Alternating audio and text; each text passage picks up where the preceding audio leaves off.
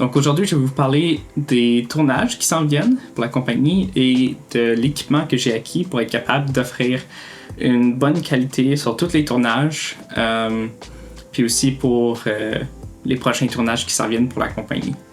Donc la première chose que j'ai reçue, c'est un stabilisateur. Le stabilisateur que j'ai acheté, c'est le DJI RS4 Mini. Donc je l'ai mis dans mon sac que j'avais déjà, qui est un sac Peak Design.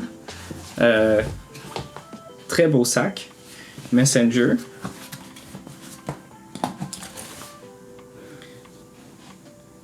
Donc on a la section principale. Je vais déposer ça très doucement. On a la poignée et on a le petit trépied DJI. On a aussi ce qu'on appelle le Tracking Module.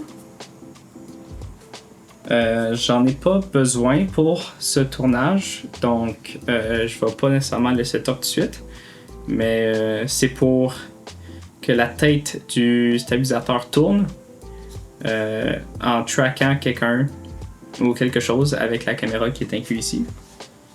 Donc je la garde. On a la plaque pour mettre sur la caméra et la plaque pour recevoir la plaque qui va sur la caméra pour mettre sur le stabilisateur. Donc c'est très simple, il faut juste prendre les pattes du trépied, le visser dans le bas du stabilisateur. Comme ça, ça s'ouvre. Puis là, tu peux le déposer sur un bureau. Donc, moi, ce que je fais, c'est que je mets cette plaque tout de suite sur le stabilisateur. Et il y a la poignée style valise.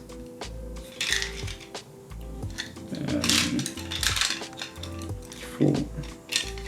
En fait, c'est par le bas. Comme ça. Et là, tu resserres.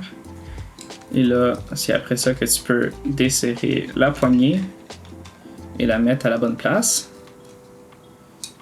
Que comme ça, quand tu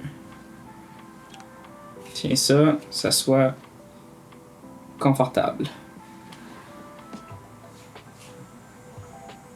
La deuxième affaire que j'ai reçue, c'est un trépied.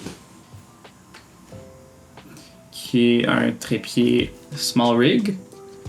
Small Rig qui se sont lancés dans la création de trépieds il y a une couple d'années.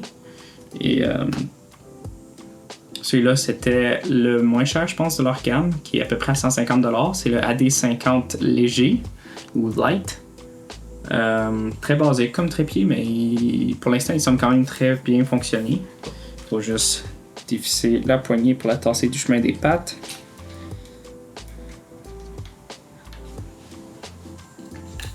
Il y a aussi un petit fil pour garder les pattes ensemble. Je sais pas à quel point qui va fonctionner, qui va durer très longtemps, mais bon, pour l'instant, ça fait sa job. Et là, je vais ouvrir les pattes.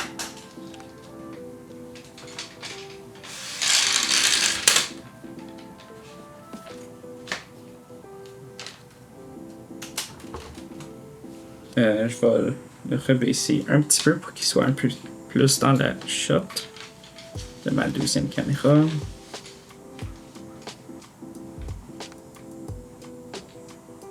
Moi, la plaque venait avec 2 vis. Donc, quand que j'ai ma demi-cage sur ma Sony A7 IV, au moins je peux visser les 2 vis, puis là c'est super solide. Par contre, j'ai changé la grosse vis contre une petite vis parce que la grosse vis rentrait pas dans ma cage, malheureusement. Donc, c'est un des défis. Et donc, je vais vous montrer un peu c'est quoi que ça donne avec ma Sony A7 IV, justement.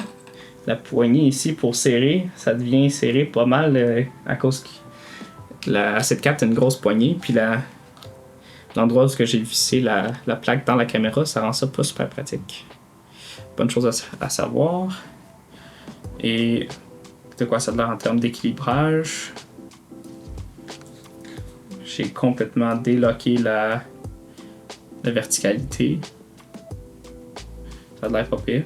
Puis ben, la beauté évidemment des trépieds comme celui-ci, c'est que la partie du milieu peut se défaire pour équilibrer la caméra. Ben, plutôt la plaque, la tête, équilibrer la tête du trépied. Comme ça, quand on fait des pannes, ça reste droit.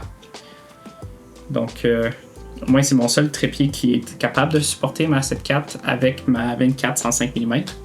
Donc, c'est une des raisons pourquoi je l'ai acheté. Pour le stabilisateur, le RS4 Mini, par contre, c'est un peu limite avoir la 24-105 mm. Je l'ai testé, ça fonctionne, mais c'est vraiment limite. Pas nécessairement en termes de poids, mais en termes de poids sur la distance.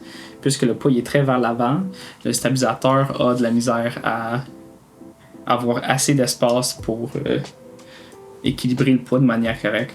L'autre chose intéressante que j'ai acheté justement pour régler certains des problèmes, c'est une nouvelle lentille.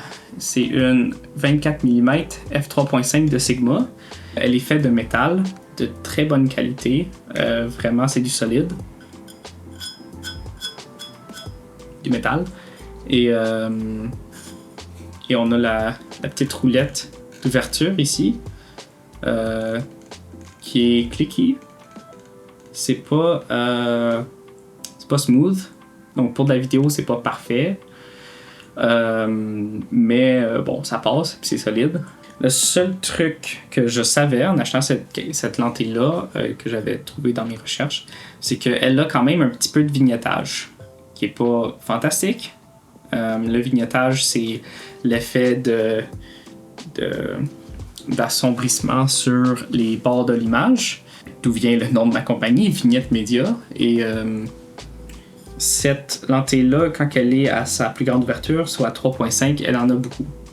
Notamment quand que tu descends l'ouverture à, par exemple, de 5.6 à f8, tu perds énormément de ce vignettage. Donc, ça corrige en soi pour les défauts. Donc, je risque probablement d'utiliser cette lentille assez plus sur du f5.6. Surtout parce que c'est du full frame, fait que tu as quand même une très grande profondeur de champ.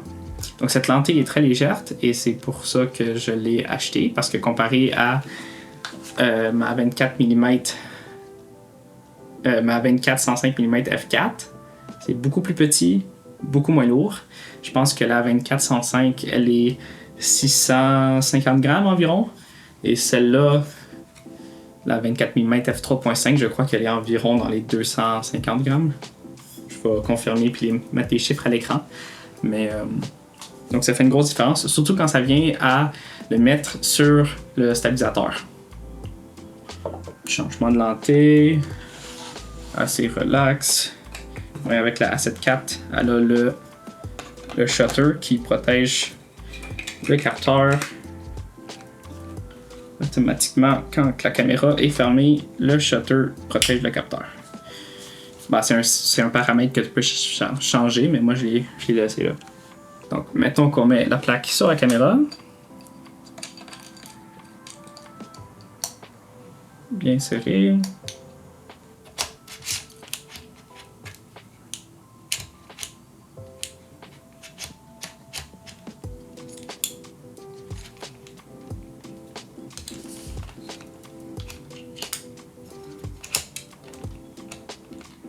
Mon petit truc Peak Design qui était dans le chemin.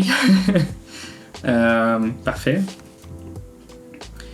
Donc là, pour l'équilibrer, évidemment, on commence par unlocker ici en avant. Parfait.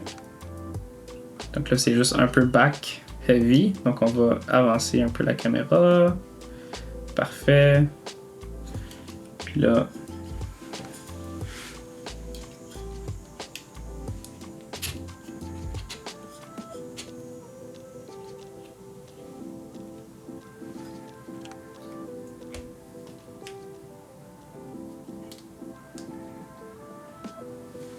là, c'est un peu front heavy, fait qu'on va juste le replier un petit peu. Et là, peu importe comment on place la caméra, cet axis-là, il bouge pas. Donc là, c'est parfait. Donc là, on peut débarrer. Oh, voilà! Là, vous voyez que c'est très différent de ma dernière configuration. Ce qui est pourquoi ça l'a c'est parti un peu rapidement. Donc là, il faut juste l'ajuster. Il faut pas relax. Parfait. Puis là, on a le dernier axe. Puisque ça ne bouge pas, d'habitude, ça veut dire que c'est pas pire. Ouais, c'est bon.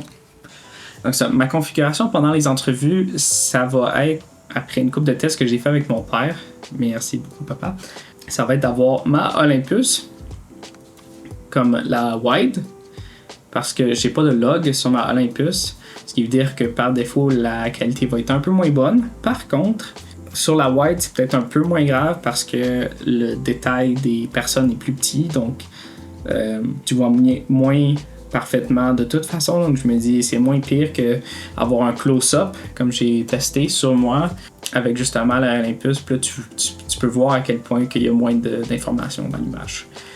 Donc surtout dans un environnement de haute plage dynamique. La Panasonic, elle va être sur l'animateur, qui est la deuxième personne la plus importante en termes d'image, parce que l'animateur va parler moins souvent que l'invité.